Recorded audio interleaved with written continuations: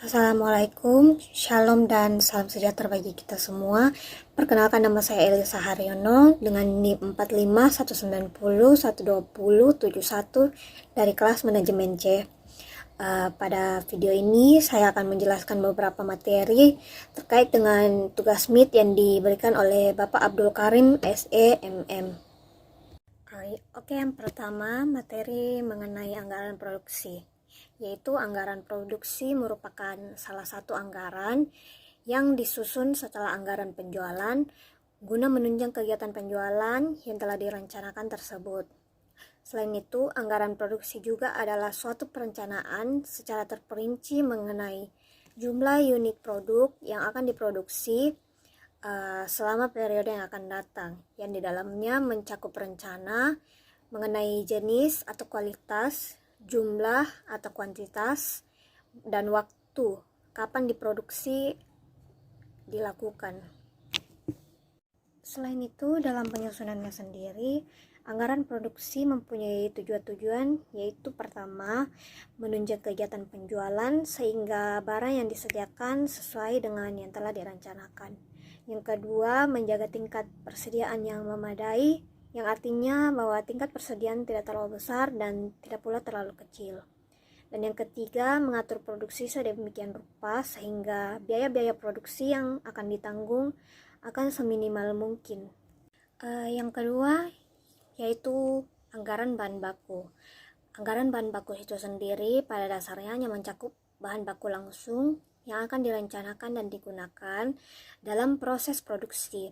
Sedangkan bahan tidak langsung akan direncanakan dalam anggaran biaya overhead pabrik.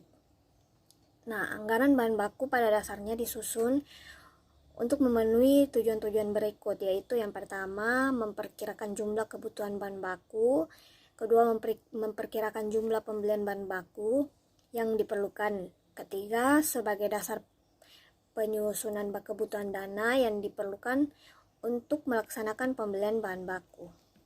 Oke, materi yang ketiga yaitu anggaran biaya overhead pabrik atau disingkat dengan BOP.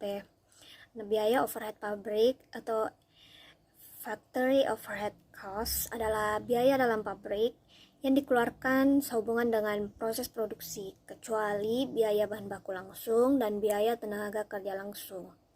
Selain itu, anggaran biaya overhead pabrik adalah suatu perencanaan yang terperinci mengenai biaya-biaya tidak langsung yang dikeluarkan sehubungan dengan proses produksi selama periode yang akan datang, yang meliputi pertama jenis biaya, waktu, serta tempat atau departemen di mana biaya tersebut terjadi.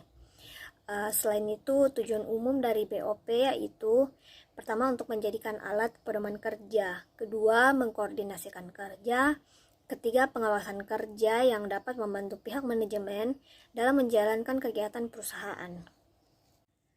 Selain tujuan umum dari BOP, yang kedua ada tujuan khusus dari BOP, yaitu pertama, mengetahui penggunaan biaya secara lebih efisien, yang kedua, menentukan harga pokok produk secara lebih tepat, ketiga, mengetahui pengalokasian BOP sesuai dengan tempat atau departemen di mana biaya dibebankan, dan yang keempat yaitu sebagai alat pengawasan BOP.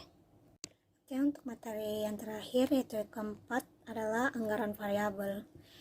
Nah, anggaran biaya variabel adalah merupakan rumus atau petunjuk yang mempedomani bagaimana setiap elemen biaya akan berubah sehubungan dengan adanya perubahan dalam volume, output, ataupun tingkat kegiatan perusahaan. Nah, tujuan anggaran variabel yaitu untuk menunjukkan bagaimana dan sampai sejauh mana biaya dipengaruhi oleh volume output.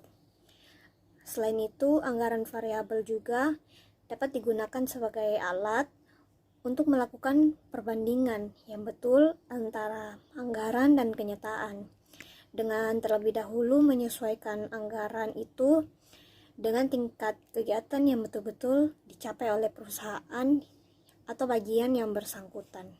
Oke, sekian dari beberapa materi yang bisa saya jelaskan tadi, yaitu 4. Pertama ada anggaran produksi, kedua anggaran bahan baku, ketiga anggaran biaya overhead pabrik, dan yang keempat anggaran variabel. Mohon maaf bila ada kesalahan kata dan terima kasih.